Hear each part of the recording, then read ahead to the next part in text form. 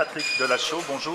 Bonjour. Vous venez de publier avec Frédéric Maillard, Police, état de crise, une réforme nécessaire. Avez-vous l'envie de prendre la place de Monica Bonfanti ou de Bernard Goutte, le secrétaire général du département de police, déjà remercié par Madame Rochat?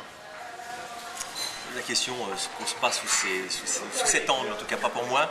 Il est vrai que je suis un observateur attentif de la police depuis maintenant bien quelques années, et avec ma pratique de plus de 16 années de policier, avec un démarrage sur le terrain, comme flic de quartier, notamment au quartier des Paquis si je reste sur Genève, et puis petit à petit des réflexions, des observations, notamment police de proximité, et plus tard jusqu'à l'éthique et droits humains, aujourd'hui dans le management policier. Donc ça peut être une piste, bien entendu. Je le vois très mal, en fonction de mes compétences, d'occuper un poste de cette envergure, en tout cas seul. Pour ça, si je devais être consulté, j'imagine tout de suite un collège, des réflexions, et peut-être donner une dynamique ou un support à peut-être celui ou celle qui prendra la tête de la police aujourd'hui. Mais je me demande même si la question aujourd'hui c'est de changer ou pas l'état-major, la direction de la police. Avant ça, je crois qu'il y a des structures de l'organisation sur lesquelles on doit se pencher avant d'imaginer de changer quelqu'un pour simplement peut-être, je dirais, faire de la cosmétique et puis mettre par-dessus le dysfonctionnement que je constate de l'organisation policière. Je crois qu'on pourrait mettre n'importe qui aujourd'hui, il y aurait un immense travail à faire. Donc la question est plutôt de se poser comment renouveler, comment travailler, comment imaginer être créatif au niveau de l'organisation de la police avant d'imaginer de prendre une place ou une autre. Voilà, donc mes aspirations ne sont pas nécessairement dans la direction d'une police.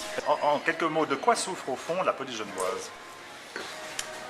Il y a un certain nombre de mots, de façon peut-être synthétique, ce serait avant tout, j'ai donné des pistes tout à l'heure, de l'organisation, c'est-à-dire d'une sclérose, d'une suffisance, d'un autisme qui peut s'expliquer en partie par l'historicité de la police. On le retrouve aussi bien à Genève qu'en Suisse ou en Europe avec des systèmes napoléoniens de police. Donc il y a une première phase, c'est l'organisation aujourd'hui qui, à mon sens, doit être revue pour pouvoir affronter les nouvelles formes de délinquance, les nouveaux challenges, défis que les polices doivent prendre à bras-le-corps aujourd'hui.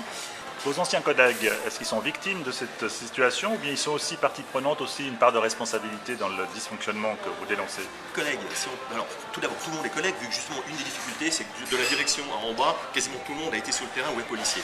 Voilà, donc les collègues, si vous entendez les types sur le terrain aujourd'hui, flics de quartier qui est comme moi, simplement fait de la police quotidienne, sont victimes, comme les citoyens, je le vois aujourd'hui, c'est-à-dire sont victimes d'un manque de clairvoyance.